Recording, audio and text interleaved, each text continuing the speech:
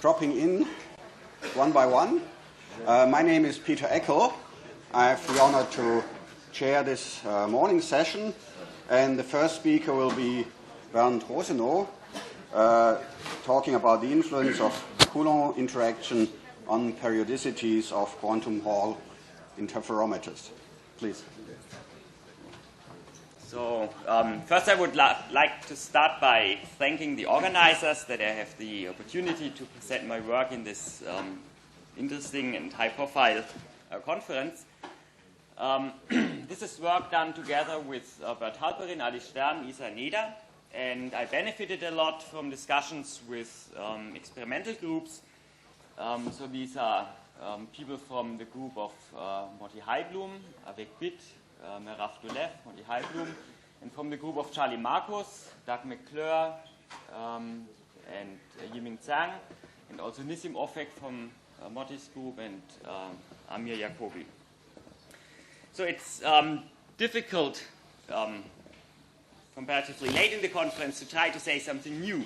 So what we have heard so far was about, quote-unquote, the standard Aharonov-Bohm effect, where a current enters an interferometer, there is flux through the interferometer, and there are oscillations of the current with a periodicity of the flux quantum. So the flux is the product of magnetic field and area, giving rise to a magnetic field period of flux quantum over area. I will tell you about quite surprising results from recent experiments, which are in seeming contradiction with this picture. So I will talk about results where the magnetic field period is flux quantum divided by area times 1 over an integer. So it's a period which is very different from the seemingly fundamental Aharonov-Bohm period. And even worse, if one looks at how the flux behaves, if one changes the magnetic field, one finds that apparently the flux through the interferometer does not increase if the field is increased, but decreases if the magnetic field is increased. So I believe that these results are quite surprising and deserve some theoretical attention. So that's a visualization of this strange decrease of flux. So the standard behavior is this is magnetic field. This is a side gate voltage which decreases the area when going down here. So the brown lines are lines of constant phase. So in a standard interferometer, the behavior one finds is if the magnetic field is increased, the area of the interferometer has to decrease in order to keep the flux and the interference phase constant.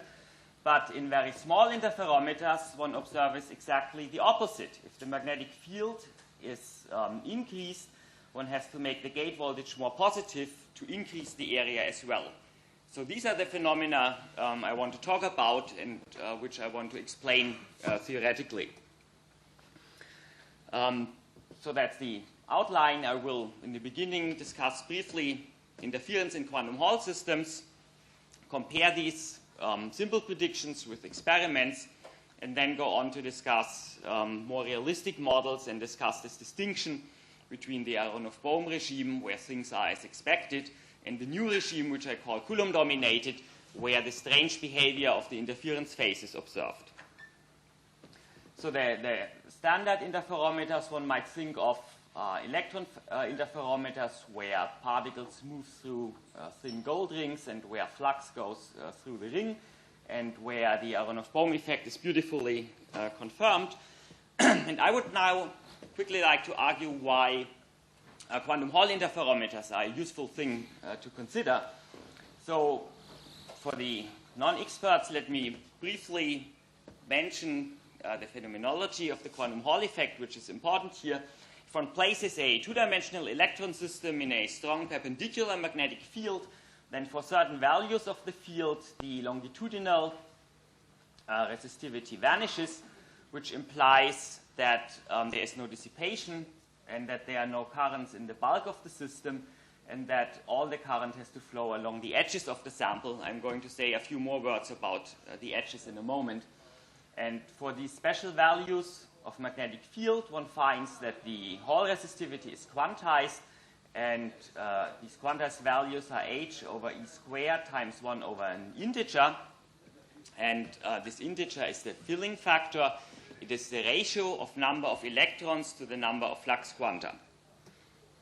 A few words about edges, how one can imagine or picture why current flows along the edges.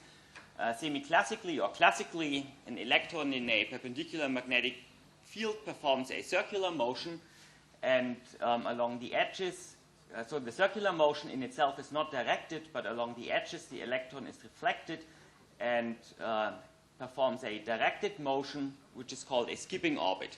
And quantum mechanically things are a little bit different, but qualitatively it's the same thing.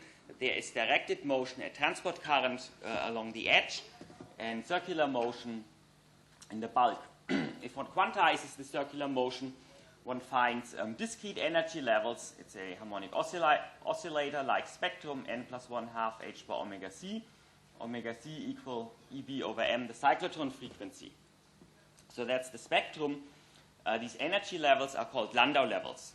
Now, it's a two-dimensional problem, but only one quantum number. One would expect two quantum numbers, and that's the reason why these levels have a huge degeneracy, and the degeneracy is just that there is one electron per flux quantum.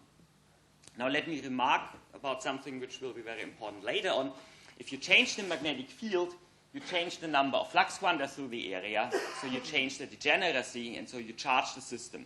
And that will turn out to be very important later on. The basic interferometer I would like to consider is the following. I assume that the bulk of the system is in a quantum Hall state, so it's an insulator. Current flows along the edges. For each of these Landau levels, there is one edge state. And using top gates or edge trenches, these edge states can be deformed, brought closely together, such that tunneling from one edge to the other is possible. And it is only this tunneling from one edge to the other which can give rise to resistance. And the resistance or the voltage measured between these contacts is proportional to the backscattering probability. So there's an amplitude T1 at the first constriction, and amplitude T2, which includes the effect of the magnetic field at the second constriction. And quantum mechanically, the probability is the modulus squared of the sum of these amplitudes, and that's why interference takes place, and that's the idea of an Fabry-Perot interferometer. I now would like to discuss the parameter dependence of this interference current. It's the cross term, which is interesting here. It contains the real part of this e to the I phi, so that's the oscillatory component of the current, and one expects it to depend on magnetic field, area enclosed by the loop, that is the flux through the loop, and possibly on a gate voltage which changes the electron density or changes the area of the loop. And in a simple setup for non-interacting electrons, if there is only one edge state, the physics is completely determined by the Aharonov-Bohm effect. That is, the area period of these oscillations is the flux quantum divided by magnetic field, and the field period is the flux quantum divided by area, and the backgate or gate period corresponds to changing the number of electrons by one within the area A. Now let's compare this to experimental results. So that's an experiment performed by Goldman in Stony Brook, or in his lab. It was performed by Camino. And it's for a system where the bulk has a filling factor 1, so there's only a single edge state. And this is a measurement of the conductance. Conductance as a function of magnetic field. One sees an oscillatory behavior. And the oscillation period in magnetic field is such that the flux through the system changes by one flux quantum. So it's in agreement with the simple picture I just described. However, things change dramatically if 2 or 4 Landau levels are completely filled, if there are more edge states. Then one sees if there are 2 filled edge states, the oscillations are twice as fast as if there's only one edge state. So the period is reduced by a factor of 2. And if 4 Landau levels are completely filled, again, the oscillations become faster, and the period is 1/4 of what it used to be here. So this effect has been seen by many different groups. So that's Goldman's group, then the group of Wu and Kang, and there are similar experiments from the Marcus lab and from the lab of Motti Heiblum. And I will argue in the following that in order to understand these experiments, one has to have a closer look at what is the charge density distribution inside the interferometer. So in the beginning, I argued that the only important thing is to bring the edges closer together, and that can be done by placing gates which are negatively charged here and here, such that the two-dimensional electron system is depleted underneath these gates. So it's true that these gates will bring the edges closer to each other, but they will also reduce the overall charge density. So it's reasonable to assume that in this constriction region, the electron density will be somewhat lower than in the bulk or in the center of the interferometer. And that will turn out to be a crucial ingredient of understanding these phenomena. I want to assume that the constriction region is in a quantized Hall state, but that the density of particles in the bulk and inside the interferometer is sufficiently higher such that the electrons are able to screen the disorder potential and actually form a metallic state. So I assume that there is a metallic region here in the bulk and there's a metallic region inside the interferometer. If one accepts this, there are now additional paths for charge transport. So in the beginning, I argued charge is transported along the edges and can tunnel across the constriction. But now there are more possibilities. There can be forward tunneling from the metallic region in the bulk to the metallic region in the interferometer, and so on. And there can be backward tunneling from one edge via the center of the interferometer to the other edge. So this forward tunneling I will call process A, the backward tunneling process B, and the tunneling across the constriction process C. One can imagine that different processes are relevant at different field strengths. So this process here will be relevant at the low magnetic field side of a plateau when an additional Landau level is about to be filled. Then forward tunneling will be important. And on the high magnetic field side of a plateau when an additional Landau level is going to deplete it, then this backward tunneling will be important. I would like to discuss processes A and B first because their physics is somewhat easier, then process C, and discuss process C later.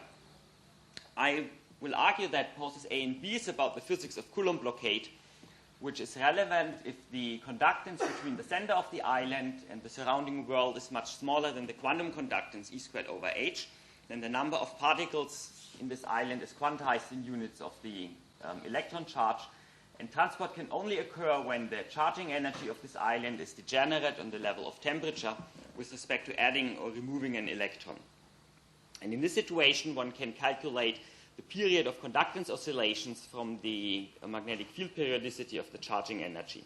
So let's calculate the charging energy. In order to do this, I have this metallic region whose size may change as a function of flux, and I draw a reference curve around this metallic region and ask how much current is flowing through this reference curve when the magnetic field is changed. I already argued that the physical background for this current is that the degeneracy of Landau levels changes, so one needs additional charge in here if the field is increased. And this charge can be calculated using the law of induction. If the flux through this area changes, there is a circular electric field induced, and since this is a quantum Hall region, there is only a Hall current which is perpendicular to the field, so it's from the outside to the inside. And the total current is the conductance times the voltage. The Hall conductance is just the number of completely filled Landau levels times conductance quantum times the induced voltage. One can integrate with time and finds that the total charge is the number of completely filled Landau levels times the electron charge times the number of flux quanta. Now one can calculate the charge imbalance in this region.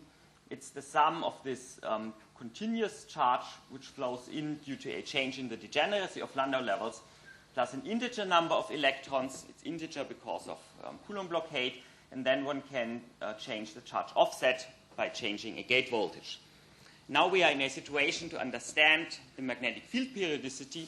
There will be one period of oscillations when the number of electrons changes by 1, which implies that the flux changes by -1 over Fc, such that the field period is 1 over Fc times the naively expected flux quantum divided by area. And this result is indeed confirmed experimentally. So now I have explained the first puzzle, that there's this reduced magnetic field period. I would like to continue explaining the second puzzle. It's about the slope of these lines of constant phase. So we have to go back to looking at process C, and all the physics of charging continuously and discharging discretely when an electron hops out of the central island is still there. It just takes place on very long laboratory time scales of seconds, such that it does not contribute to electron transport. But still there is a periodic charge build-up on this island, and via Coulomb interaction between island and edge state, the edge states will breathe. And that will give rise to this change in the slope. So if the flux is increased, there is an additional negative charge in here, and this negative charge will push away electrons here from the edge, such that the effective area of the interferometer shrinks, and one gets this change in slope. But let's calculate this. So there is a charge imbalance here on the island, and this charge imbalance gives rise to a potential along the edge, which is charge imbalance times some cross coupling, which is denoted by delta x here. In order to translate this cross coupling into a phase, we calculate an effective level spacing for electrons going around the interferometer. This level spacing is using Bohr-Sommerfeld quantization, h times velocity divided by perimeter of the interferometer. In Bohr-Sommerfeld quantization, one level corresponds to a phase of 2 pi. So the phase shift is just 2 pi times delta V divided by this effective level spacing. And now we can calculate the total phase, which is this Aharonov-Bohm phase minus this phase created by charge imbalance times the ratio of this cross coupling and the level spacing times 2 pi.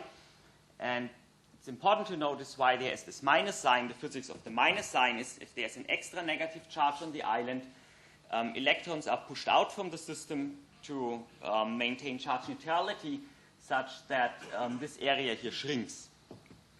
Now let's compare experiment and the result of this calculation. So that's the experiment from done by Yiming and Duck and Charlie Marcus group.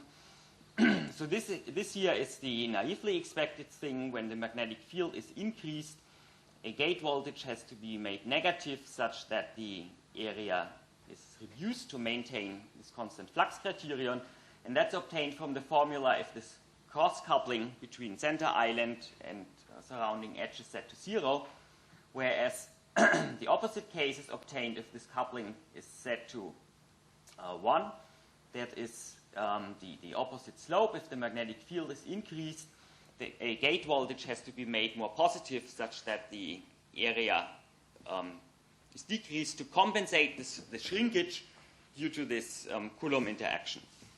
One can also calculate what happens for arbitrary values of this ratio of the cross coupling to this level spacing, and one sees that for intermediate values there is some sort of checkerboard spacing, and sort of visually seems to change direction, and then one sees the slopes in the opposite direction. To make again in a simple example very clear what is the physics behind this change in slope, it's the physics of charge neutrality inside the interferometer, and it works as follows. In the beginning I argued that the degeneracy of Landau levels is such that there is 1 electron per flux quantum. So I measure charge in units of the electron charge and multiply by the flux quantum such that effectively I have to add up fluxes through individual Landau levels. So there are Fc minus 1 Landau levels which do not contribute to the interference process. They are sort of spectators but contribute to this charging physics. That's the flux through them, and there's the fixed reference area A0. But the interfering Landau level, this edge can breathe and screen any charge imbalance which is building up inside the interferometer. So that's the expression for the total charge. The charge neutrality requirement is that, oops, I screwed up something, that the derivative of charge with respect to the magnetic field vanishes. So when calculating the derivative with respect to magnetic field, there is this first term, and there is this term, but in addition one has to take into account an area change. And if one imposes charge neutrality such that total charge does not change when the magnetic field changes. There is this constant for a positive term, and so we see that dA by dB has to be negative. And that's what comes in when one calculates the change of flux as a function of magnetic field. So there is first derivative acting on the field part, which gives the area, plus field times derivative of the area.